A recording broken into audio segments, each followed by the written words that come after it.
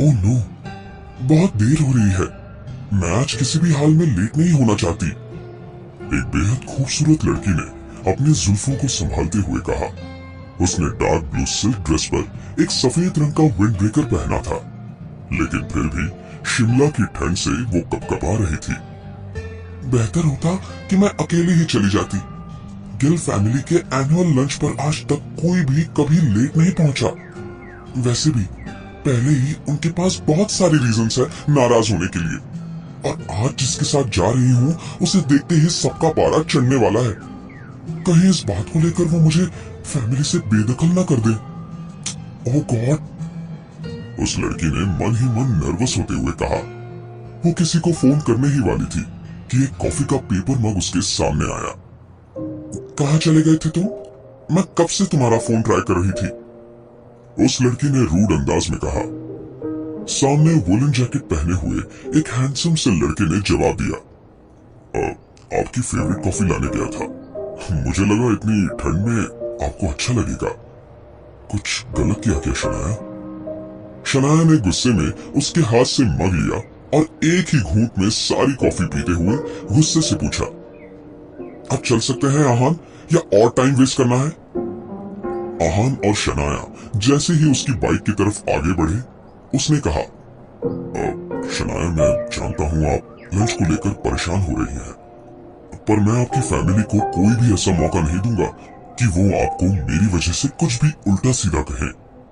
Coffee की गर्माहट और आहान के भोलेपन से शनाया का भी मन पिघल गया, पर उसने कुछ ना कहना ही बेहतर समझा। एक तरफ शनाया जो देखने में किसी एलीट मॉडल से कम नहीं थी, जिसका ऊपर से लेकर नीचे तक लुक्स के मामले में पूरे शिमला में कोई मुकाबला नहीं था, और वहीं दूसरी तरफ था आहान, जो एकदम ही सिंपल और सादे कपड़ों में सस्ता फोन और सस्ती सी बाइक पर उसे बैठाने जा रहा था।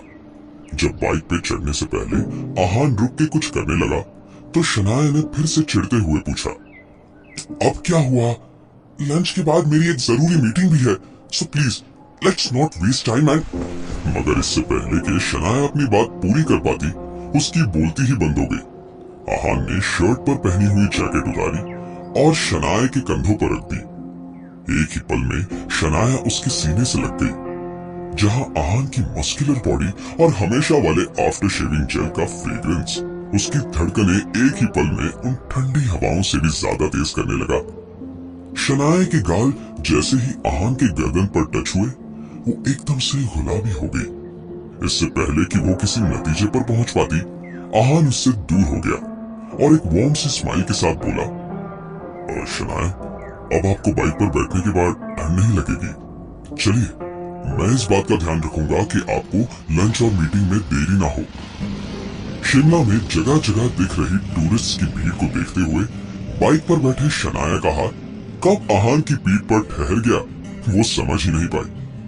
थोड़ी ही देर में वो लोग एक 5 स्टार होटल के सामने पहुंच गए। बाइक को रुककर थोड़ी देर हो गई, मगर शनाया वहीं बैठी हुई थी। वो एक टक बस अपने लेफ्ट हाथ की तीसरी उंगली में पहनी रिंग को देखे जा रही थी। आज पहली बार शनाया को ये रिंग खूबसूरत लग रही थी। आहान ने फिर एक बार उसे पुकारते हुए कहा, शनाया क्या आप ठीक हैं? क्या हुआ है?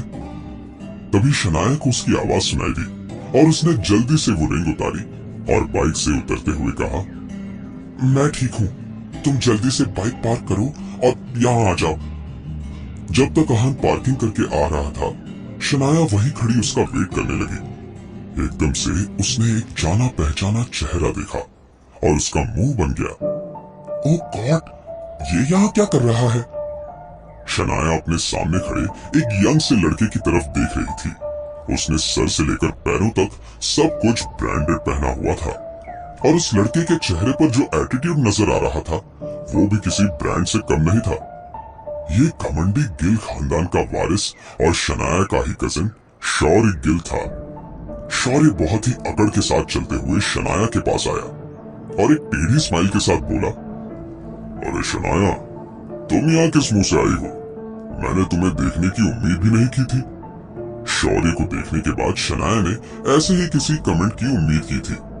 उसने शौर्य की बात को नजरअंदाज करते हुए कहा, शौर्य, बेहतर है कि हम यहाँ कोई सीन क्रिएट ना करें। शनाया शिमला की हाई क्लास फैमिली में से एक गिल खानदान की बेटी थी, मगर आहान की वजह से उसकी फैमिली उसे नीचा दिखाने का एक भी मौका नहीं छोड़ती थी और शौर्य उन लोगों में सबसे पहले नंबर पर आता था। शौर्य ने आहान के जैकेट की तरफ देखते हुए इशारा किया। शनाया, ये क्या है? वैसे पता नहीं कि इसे रोमांटिक कहा जाए या फिर कंजूसी। शौर्य की ये बात सुनकर शनाया का ध्यान आहान की जैकेट पर गया और उसने जल्दबाजी में वो जैकेट उतार दिया। शौर्य ने अपनी बकबक कंटिन्यू करते हुए कहा, वैसे वो गरीब फकीर कहाँ है? नजर नहीं आ रहा। कहीं तुम अकेली ही तो नहीं आ गई? वैसे ये भी सही है, उसे ऐसी जगह लाकर तुम्हें एम्बैरस होने की कोई जरूरत नहीं है। यहाँ का पार्किंग टिकट भी उसकी सैलरी से ज्यादा है। शनाया के बाकी रिलेटिव्स भी वही थे और शौर्य की बातें सुनकर वो भी मुंह छुपाकर हंसने लगे। अब तक शौर्य सिर्फ शनाया को भला बुरा कह रहा था, मगर अब तो उसने हद ही पार कर दी थी। शौर्य अब आहान का मजाक उड़ा रहा था। आखिर एक बैंक में काम करने में क्या बुराई थी कि शौर्य आहान की खिल्ली उड़ा रहा था। अब शनाया से रहा नहीं गया और वो गुस्से से शौर्य की तरफ देखने लगी, मगर उसी वक्त आहान वहां आ गया। आहान को देखकर तो शौर्य की नाक सिकुड़ गई। उसने आहान को देखते हुए कहा, आहान, तुम फिर से अपना मुंह उठाकर यहाँ आ गए? वैसे एक बात बताओ, तुम इतने बेशरम कैसे हो सकते हो? आहान बिल्कुल भी नहीं जानता था कि उसके आने से पहले क्या बातें हो रही थी, लेकिन वो शौर्य की ऐसी बातों से बिल्कुल भी अनजान नहीं था। शौर्य ने हमेशा से ही उसे उल्टा सीधा कहा था, इसलिए आहान ने खामोशी से सब कुछ सुन लिया और जवाब में कुछ भी नहीं कहा। मगर आज शनाया चुप नहीं रहने वाली थी। उसने शौर्य की बातों का जवाब देते हुए कहा, शौर्य, बेशरम तो तुम हो कि अपने जीजा से ऐसे बात कर रहे हो। आहान मेरा हस्बैंड है और अच्छा होगा कि तुम उससे इज्जत के साथ पेश आओ। जब आहान ने शनाया की कही बात सुनी तो वो दंग रह गया। उसके हैरानी का ठिकाना नहीं रहा। वो शनाया की तरफ देखते हुए मन ही मन में बोला, क्या मैं कोई सपना देख रहा हूँ? शनाया मेरी तरफदारी कर रही है। आज तक हर किसी ने मुझसे कहा कि मैं शनाया जैसी खूबसूरत और अमीर लड़की के लायक नहीं हूँ। अब तो मुझे इन तानों की आदत सी हो गई है। लेकिन शनाया, इन्हें अचानक आज क्या हो गया है? शनाया खुद भी नहीं जानती थी कि उसने एकदम से आहान को अपना हस्बैंड कहकर उसकी साइड क्यों ली। लेकिन शौर्य ने ये बात अपने दिल पर ले ली और गुस्सा करने के बजाय हंसने लगा। उसने हंसते हुए जोर से कहा, अच्छा शनाया, तो ये बताओ कि आज भी शादी के 3 सालों के बाद तुम अपने इस फकीर हस्बैंड के साथ ही एक बेडरूम में क्यों नहीं रहती हो? क्या आज तुम्हें याद आया है कि ये मिडिल क्लास लाइफ जीने वाला कंगाल आदमी तुम्हारा पति है? अगर शेखर अंकल ने इस घर जमाई को तुम्हारे लिए पसंद नहीं किया होता तो शायद तुम इसे कभी मुड़कर भी नहीं देखती। क्या मैं कुछ गलत कह रहा हूँ? शौर्य की ये बात सुनकर शनाया की बोलती बंद हो गई। उसका और आहान का रिश्ता कैसा था, इस बात से शौर्य का कोई लेना देना नहीं था। वो ये सब कैसे कह सकता था? क्या ऐसे रिश्ते को शादी कहा जा सकता था? बाकी रिलेटिव्स को ये झगड़ा देखने में बड़ा मजा आ रहा था। वैसे तो पूरे गिल खानदान में हर किसी को आहान के होने से शर्म आती थी और शौर्य का ये खुलासा सुनने के बाद तो उन्हें नया गॉसिप मिल गया था। अब तो वो सब तरह तरह की बातें कर रहे थे। किसी को इस बात से कोई फर्क नहीं पड़ रहा था कि शनाया और आहान को कैसा लग रहा होगा। आहान ने शनाया की तरफ देखकर उससे कहा, शनाया, हमें चलना चाहिए, अंदर सब वेट कर रहे होंगे। आहान इस झगड़े को यहीं रोकने की कोशिश कर रहा था। शनाया ने बिना कुछ कहे वहां से जाना ही सही समझा और अपनी लंबी हील्स में वहां से गुस्से से चली गई। आहान उसके पीछे जाने वाला था कि शौर्य ने उसे रोका और बोला, तुम रुको, तुम्हारे जैसे गुड फॉर नथिंग घर जमाई से बात करने में मुझे कौड़ी भर का भी इंटरेस्ट नहीं है। मेरे अंकल नहीं होते तो आज तुम अपनी औकात की किसी गरीब लड़की से शादी करके खुश होते, लेकिन तुम्हें तो गिल खानदान का घर जमाई बनना है। अच्छी बात है, तुम जैसे फकीर अपनी औकात से बाहर का ही सोचते हैं। लेकिन एक बात बता दूं, मुझसे तुम्हारा कोई रिश्ता है ये बाहर किसी को भी मत कहना। वो क्या है ना, तुमसे जान पहचान है ये बताने में मुझे शर्म आती है। और हाँ, अगर थोड़ी शर्म बाकी है तो अपनी ये शक्ल लेकर अंदर मत आ जाना। ये कहकर शौरी वहां से चला गया। आहान चुपचाप खड़ा अपनी बेइज्जती सुन रहा था, लेकिन वो क्या कह सकता था। उसने ये सब दिल पर नहीं लिया और शनाया की तरफ देखने लगा, लेकिन वो कहीं नजर नहीं आ रही थी। आहान भागकर आगे गया, लेकिन शनाया का कोई पता ही नहीं था। आहान ने एक दो बार अपनी वाइफ शनाया का नाम भी पुकारा, लेकिन वो वहां भी नहीं थी। आहान समझ सकता था कि शौर्य की बातों से शनाया का दिल दुखा होगा। वो कहीं जाकर अकेली बैठी होगी, मगर फिर भी वो अपनी वाइफ को अकेले नहीं छोड़ सकता था। इसीलिए वो शनाया को ढूंढने लगा। कुछ देर तक भाग दौड़ करने के बाद भी आहान के हाथ डिसअपॉइंटमेंट के अलावा कुछ नहीं आया। अब आप कहाँ हैं शनाया?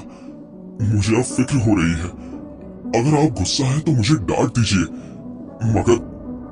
मगर एक बार मेरे सामने आ जाइए। आहान ने अपने आप से ही कहा। तभी आहान को अपनी पीठ पर एक छुअन महसूस हुई। वो राहत भरी सांस लेते हुए बोला, आप कहाँ थी? मैं घबरा गया था। मगर जब आहान ने पीछे मुड़कर देखा तो वो दंग रह गया। ये शनाया नहीं थी। जो खुशी और राहत आहान के चेहरे पर थी वो नाराजगी में बदल गई और वो बिना किसी इमोशन के बोला, आप यहाँ क्या कर रहे हैं? आहान के सामने एक मिडिल एज्ड आदमी खड़ा था। उस आदमी ने 3 पीस सूट पहन रखा था। उम्र की वजह से उनके बाल सफेद हो रहे थे और आंखों पर एक गोल्डन फ्रेम वाला चश्मा था। यंग मास्टर, मैंने इस बात की उम्मीद भी नहीं की थी कि आप मुझे अब भी पहचान लेंगे। कैसे हैं आप? आहान इस आदमी को कैसे भूल सकता था। उसने कहा, मिस्टर विक्रम, मैं आपको कैसे भूल सकता हूँ? हर छोटी बड़ी बात के लिए मैंने आपके पास आकर ही तो अपनी अपॉइंटमेंट ली है। आपने मुझे कैसे ढूंढ लिया? अरे नहीं, ये तो सवाल ही गलत है। आप तो जिसे चाहे ढूंढ सकते हैं। मैं सीधे पॉइंट पर आऊंगा। आप मुझसे क्या चाहते हैं? जैसे कि विक्रम ने उम्मीद की थी, आहान बहुत ही स्ट्रेट फॉरवर्ड और स्मार्ट था। विक्रम ने भी टाइम वेस्ट किए बगैर पॉइंट की बात की। यंग मास्टर, मेरे बॉस आदित्य रायजादा ने मुझे भेजा है। एशिया के सबसे अमीर और पावरफुल खानदान रायजादा और 5000 करोड़ की रायजादा ग्रुप्स ऑफ इंडस्ट्रीज अपने मालिक का इंतजार कर रही है। आपके पापा चाहते हैं कि अब से आप ही कंपनी के हेड बने और अपनी सारी जिम्मेदारियों को संभाल लें। शौर्य की बात सुनने के बाद शनाया नाराज होकर कहां चली गई थी? क्या सच में आहान किसी अमीर खानदान का वारिस था? लेकिन अगर ऐसा था तो वो एक घर जमाई बनकर अपनी पहचान क्यों छिपाता था? जानने के लिए सुनते रहिए पॉकेट एफएम।